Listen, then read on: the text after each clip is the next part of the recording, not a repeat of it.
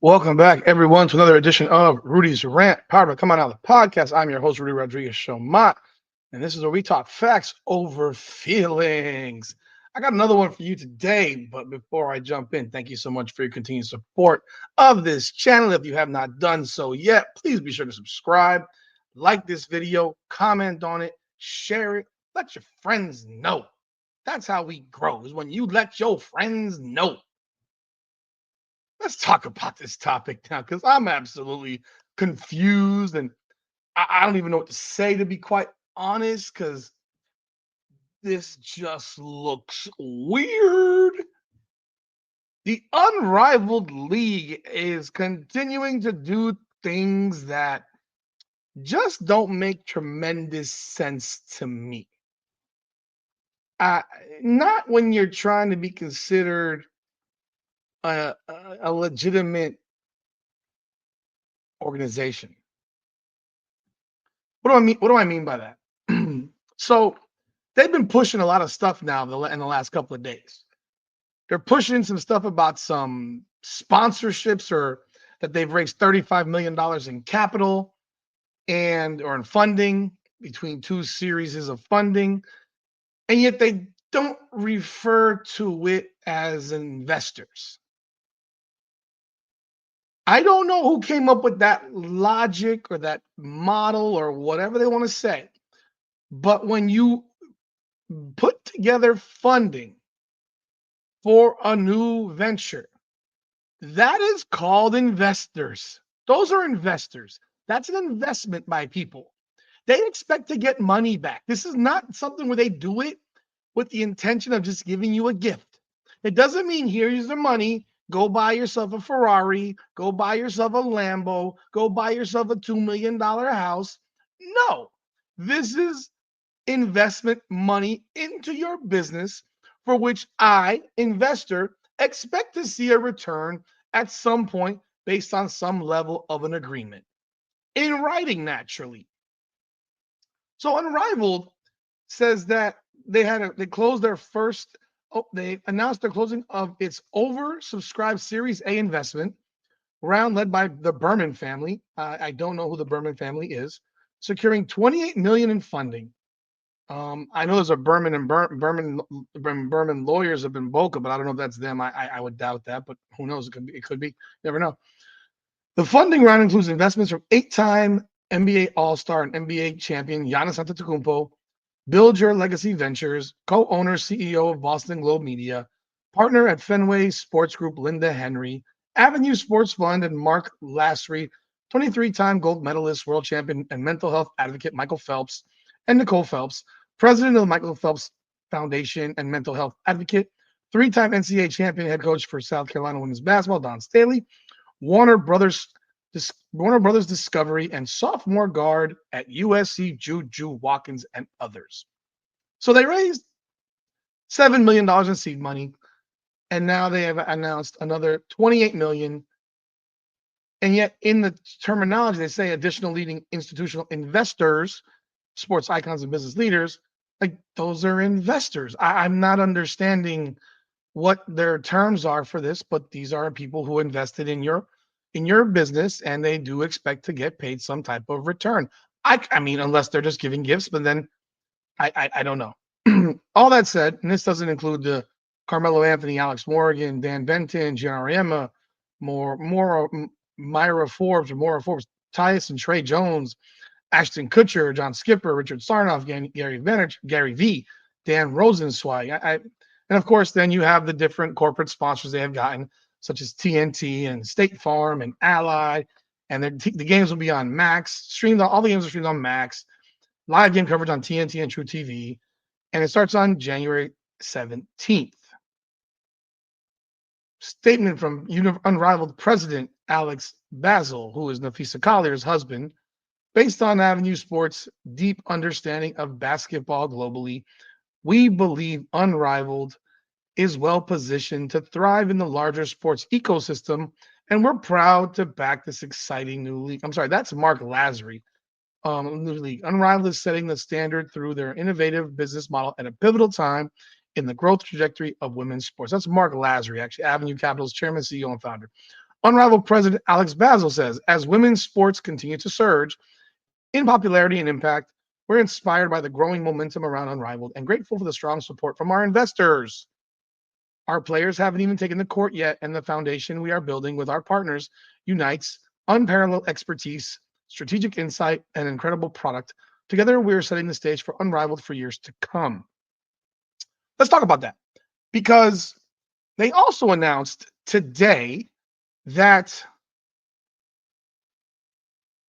Cam Brink is their 34th player in Unrivaled, but Cam Brink suffered a torn ACL. So Cam Brink, it says, Cam Brink is unrivaled, filling the first wild card spot with a multi-year deal with the Lunar Owls. She will take the court in 2026. Huh? So what about 2025? I'm confused. How can you claim a player for a six-woman team and then she's not available to play in the first season? So I'm confused because are you going to have the same group of women every year on the same team? Is that what we're talking about here? So the teams being the Laces, which have Courtney Williams, Kayla McBride, Kate Martin, Alyssa Thomas, and Stephanie Dolson, and they have a wild card spot. The Lunar Owls, which have Skylar Diggins Smith, Natasha Cloud, Alicia Gray, Nafisa Collier, Shakira Austin, and now they have Cam Brink. But I get it, it's 3-on-3. You don't need 6 players really, but are you telling me this is gonna be the roster for this team in perpetuity? Are they gonna have players traded? A trade deadline? I mean, this is where they've now created even more questions that they don't answer because the wild card spots for these teams that were missing a 6th player were presumed to be players who would be able to play on January 17th. Today is December 18th. They have a month. I presume they're going to start working out after the new year and getting used to each other and all that good stuff after Christmas, after New Year, all that stuff. But who's going to actually play? Or are they just going to run with 5? Now,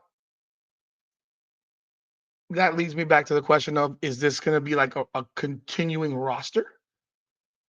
Because I didn't think that that's what this was going to be. I thought every single year, in my infinite wisdom, that they would redo a draft every year and have new teams because there's no actual owner of these teams. So you own it's one league owned by the players. I mean, if someone has a better solution or thought than I do, I'm trying to figure this out. Because if I am the Lunar Owls, that's a pretty good team.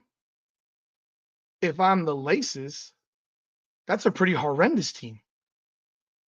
If I'm the Mist with Jewel Lloyd, Vandersloot, Dejanay Carrington, Rakaya Jackson, Brenna Stewart, Aaliyah Boston, that seems like a pretty good team. If I'm the Phantom, Jackie Young, Tiffany Hayes, who was retired literally a year ago and then came back, Marina Mabry, Satu Sabali, Brittany Griner, and they have a wild card spot. That doesn't seem like a very good team. And I don't know that Brittany Griner will be back for a second year of this. She's getting older.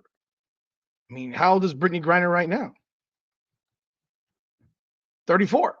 She's 34 years old right now. So she'll be 35 when this, I mean, she could barely run up and down the floor this year in the WNBA. This is a speed league. So that doesn't look like a great roster to me, even as it is constructed right now. And they need a wild card. And then you look at the rows, Chelsea Gray, Kyle Copper, Brittany Sykes, Lexi Hull, Angel Reese, Azura Stevens. This is not a very, I mean, this is like a one-man team to me. This or again, it's 3-on-3, so who the hell knows? But not, it doesn't seem like a very good roster. And then I look at the vinyl: Arika Gumbuale, Jordan Canada, Ryan Howard, Ray Burrell, Aaliyah Boston. So the other Aaliyah was Leah Edwards, my mistake.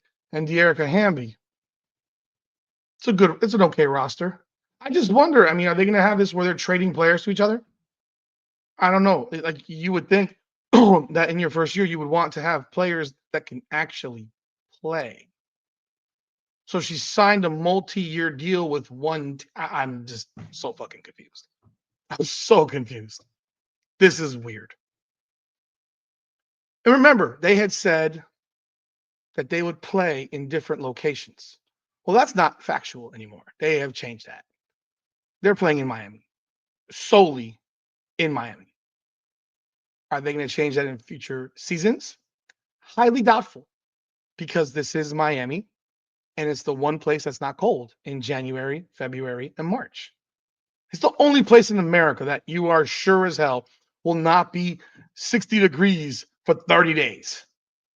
It might be 60 for 5 days, but you're going to have mostly 75 to 80-degree temperature from January 7th, from January 1st to March, middle of March, whenever this ends.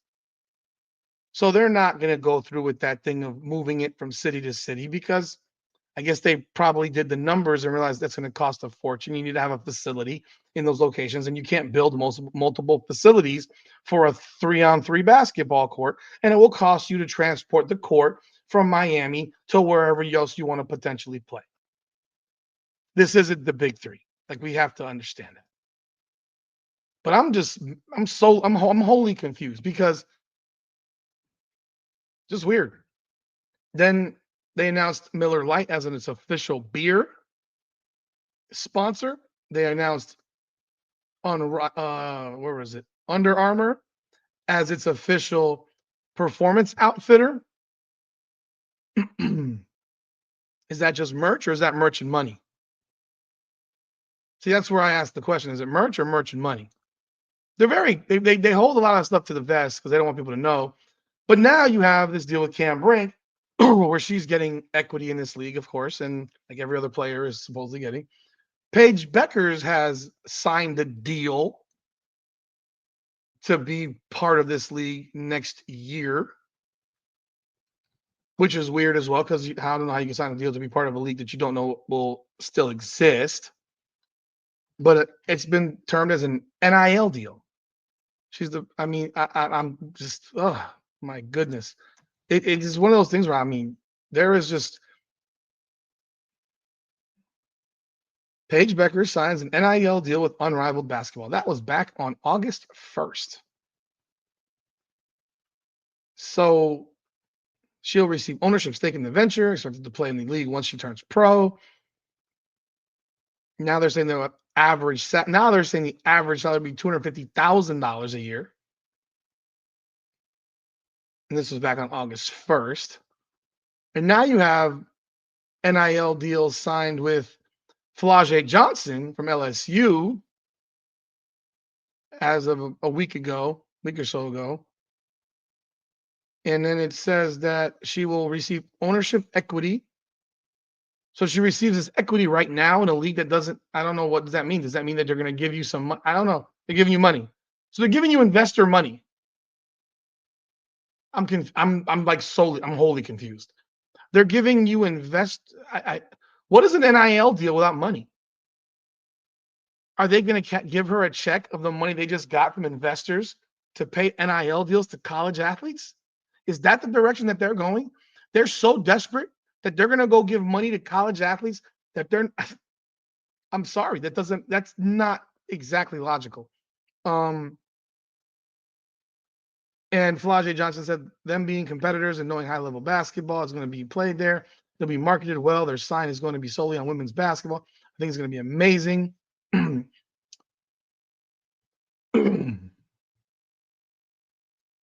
She's the one to ask questions. I'm kind of a nerd. I'm a nerd kind of when it comes to that, trying to know as much of what's going on. I'm definitely going to be asking a lot of questions as much as I can. It's super dope because that's where I'm going to be in a few years. I'll be right there in their position. So being able to learn from people that are right in front of me, being able to watch them. I love seeing pros be pros. Unrivaled is also going to incorporate her music career into the involvement with the league. So she's going to rap at games. I guess. You have to explain this because I'm dumb. I must be. This must be so far over my head that I don't know what I'm talking about. Because I'll tell you right now, there are no stars in this league right now. There's no stars, like the stars of the stars. Nafisa Collar is a really good player, and she's a really seemingly a really nice person, but she's not marketed in the WNBA. Brianna Stewart is by WNBA curve a really good player in the WNBA, but she's very unmarketable.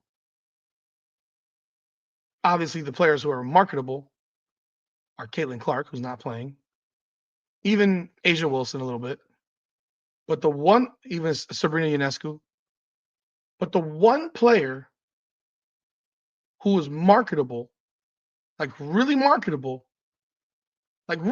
really marketable, they haven't marketed Angel Reese. You got to explain this to me. You got to explain this to me. Angel Reese is their most marketable player, and there's not been a word said about her in months in reference to this league. And now Juju Watkins is an investor in a league. How much money did she put money in? I'm while they're signing NIL deals with Paige Beckers and Flau'jae Johnson, Juju Watkins is giving money to the league to fund it.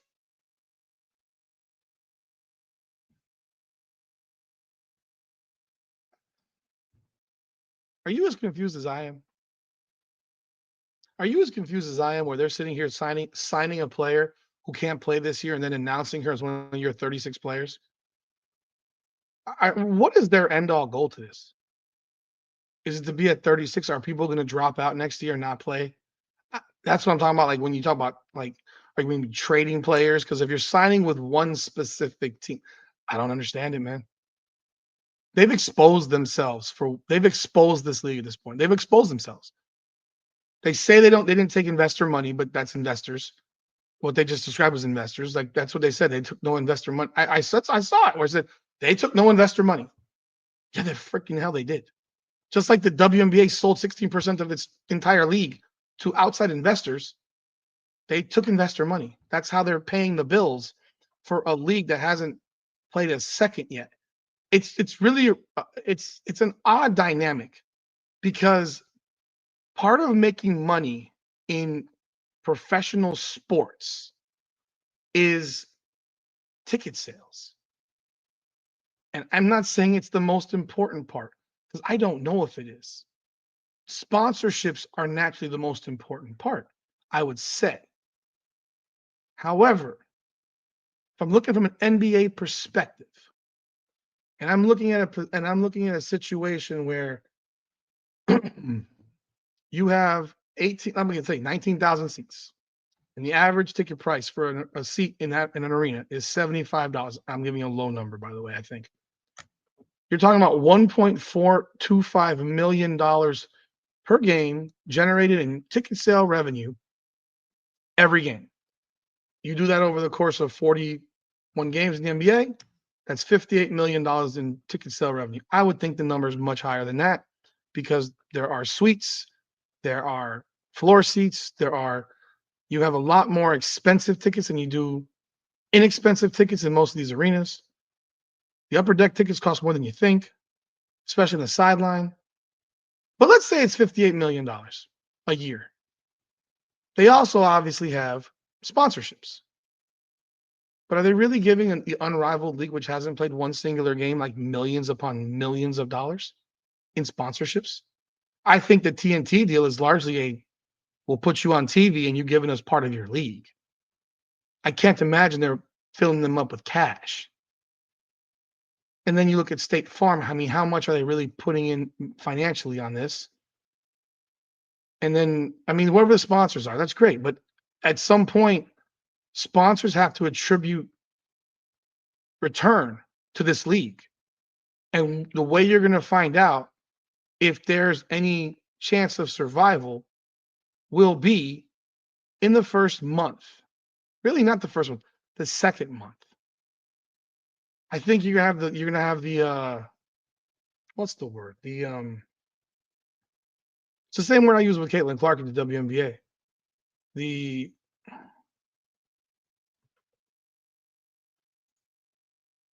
I know I can't think of the word, but I'm thinking of like the fascination of it, the newness of it, the initial pop. Think about this, for example. It's December 18th. I haven't seen one commercial yet on TNT for Unrivaled. Have you? Maybe you have. I haven't seen one. I haven't seen any conversations about Unrivaled on TNT yet or True TV. I don't watch True TV because there's really nothing on there.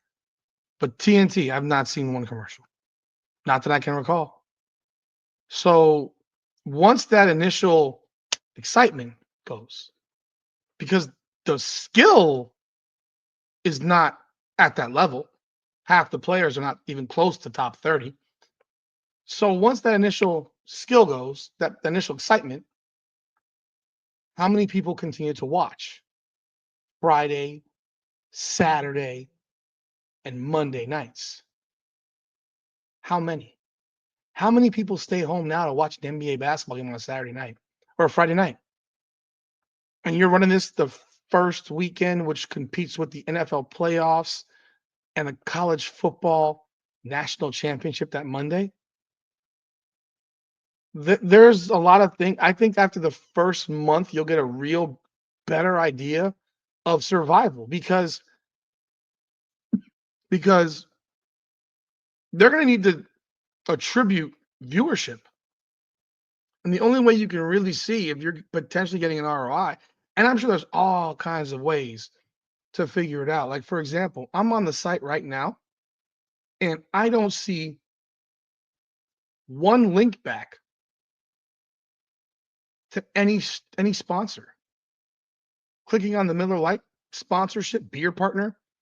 Who are they serving beer? This thing seats 850 people. Are you gonna have a bunch of people just drinking beer at a women's basketball game with 850 people? How much beer are you gonna sell? You're hoping that people will buy beer because this isn't the NBA, and there's no link here anywhere to click back into Miller Lite. There's no link to click back into Under Armour. Why wouldn't you link it right back to Under Armour, where you can buy Under Armour merch? I would think they have that all tracked. I click on the shop. It's funny. The future, God, man. They're showing you. I'm gonna stop sharing this one right here. Take a look at this. This is actually interesting. This is actually kind of interesting when you think about it. Let's see here. Unrivaled. Here. Look at this. This is what they're putting up. That's Flage page, Flage page, Flage page,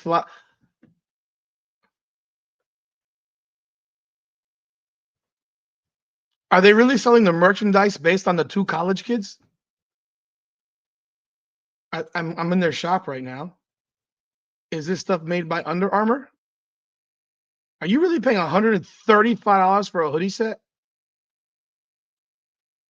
Their whole entire shop is Flage and Page, not the actual players who are actually in their league right now.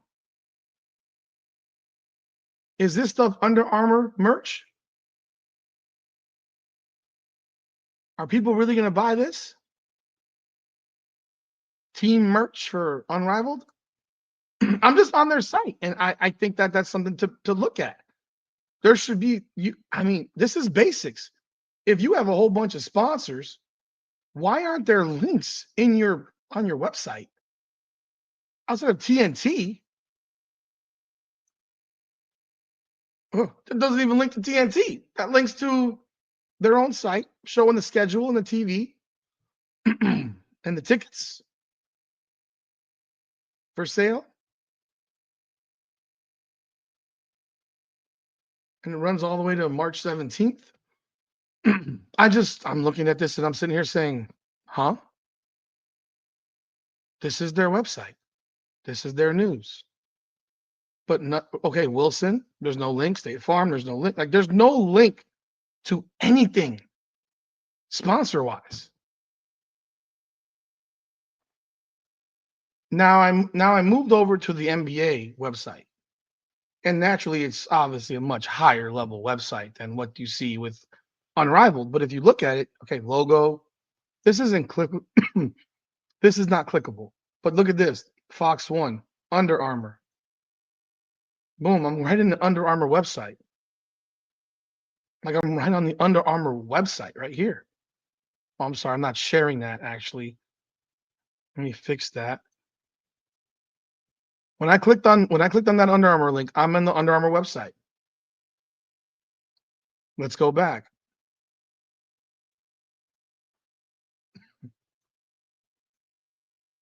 When I go here, they have an NBA bet site. This is obviously the NBA partner for betting. You click on that, NBA bet. You go here, you got FanDuel. Click on FanDuel. I can go bet right through your thing.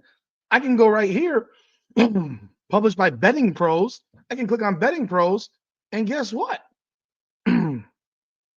Guess what? I'm right here, and it brings me right to Betting Pros. They're linking their partners back to their websites. So you would think with an organization that's brand new, you would be, I would say, I don't want to say anal retentive about it, but you would definitely make sure that you go above and beyond to promote the people that are giving money to your organization. Would you not? Affiliates. I mean, I'm just looking at all this stuff. Here we go. Official tickets by Ticketmaster, NBAtickets.com. Like these are fantasy. Everyone that's partners with them in fantasy, DraftKings, FanDuel, Fantasy Pros, Play Sorare, Play Yahoo, the NBA Pick'em. I mean, they are linking everything back. Everything gets linked back. Now, I'm sure they have beer stuff and other stuff like that that might not be completely linked back, but they have a lot of stuff linked back. You know, you click on the Emirates thing. Obviously, you see Emirates, but there's so much here that you don't see on the Unrivaled website to link you back to their people that are partnering with them. So I just have the questions of how they're going to make money. I just don't understand. There's no ticket sales. There's no ticket sales. And if you're going to pay 36 players $200,000 a year, that's what?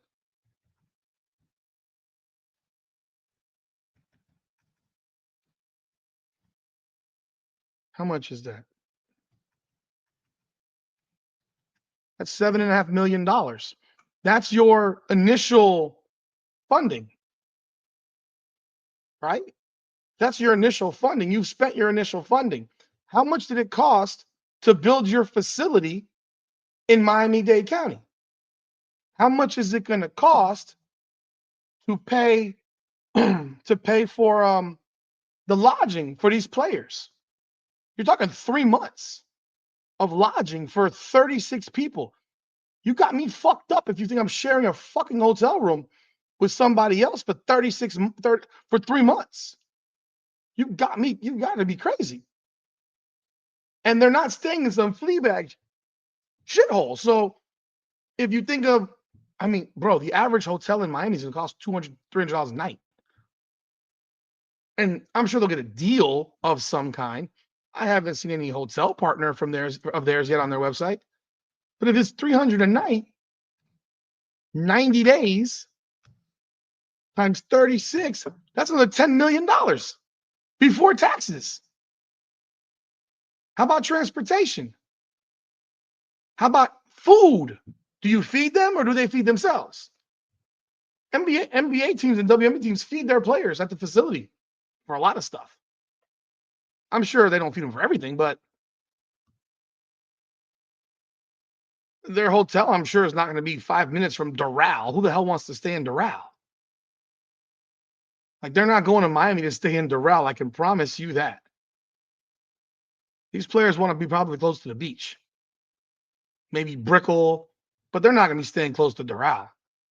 I cannot possibly imagine. So you're talking millions. You're talking, they spent $20 million already before they freaking tip off. And they got 35 million. Hey, they got some money to pay. Now they got to pay their employees who they've hired to run this thing. Is Nafisa Collier's husband doing this thing for free? Probably not. I'm sure he's not. Is Nafisa Collier and Brianna Stewart the founders? I would think they get paid more money than the players. It was their idea. So I ask a lot of questions because I'm sitting here. This is just a weird thing to me, a weird dynamic. And I get it. It's a startup. It's a startup. But when you're paying NIL money to Flau'jae Johnson and Paige Beckers, and they're the only ones that are modeling your merch, I guess that's their NIL deal. They model your merch. But you have WNBA players who are not modeling the merch. You have the players in your Unrivaled league who are in the WNBA who are not modeling your merch. I'm not trying to commingle the WNBA with Unrivaled naturally, but players that are in your league and they're not modeling your merch on your shop site, you got me. I'm confused. I sound like a dumbass right now because I don't know what's going on here. You sign a player for a year for 2 years from a year from now who can't play right now, but you're putting her on the damn roster. What if the damn league doesn't last? It doesn't make it through after year one. So what'd she sign? Do you owe her money if your league folds? Does she get paid right now? There's 2 more spots left. Who's coming next? Who's signing the next deal for 2026? I have questions. Maybe some of y'all have answers. I'd love to hear your answers in the comments because I have no freaking idea how this is going to work. Talking about you got all this money, a lot of it's already been spent. I am sure it's cost millions of dollars to put that facility together. I know the facility was already built, but to put the stuff together, the court, the hoops, the practice facilities, whatever they got to use, everything to make it look like the pictures that they're showing, that costs a fortune. That's not cheap. That is not a nickel. That's a lot more money than you think. So all that said, I mean, hey, we shall see. But I think they kind of expose themselves a little bit here, even worse than before, because they keep announcing deals, but you're never hearing how much. You're never hearing the dollars. Like, for example, NBA signs up. What was the NBA deal for? Again, NBA signs an 11-year deal for $76 billion. They tell you what they signed the deal for. The NBA is a private company. It's not a publicly traded company. Not that I think of. I'm pretty sure it's private. So they signed a deal for 11 years, $76 billion. They've told you that money is divided amongst the teams, in the league, all that stuff. You didn't tell us what Unrivaled signed with TNT for. You didn't tell us I mean, it's a secret. Everything's being held very, very close to the vest. Like, yeah, they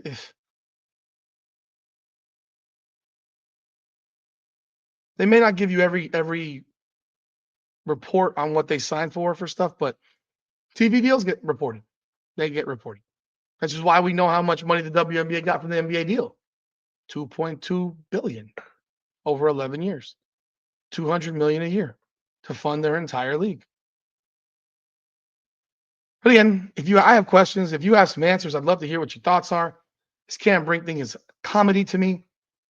The fact that you're giving NIL deals to college players when you're giving away investor money is weird to me as well.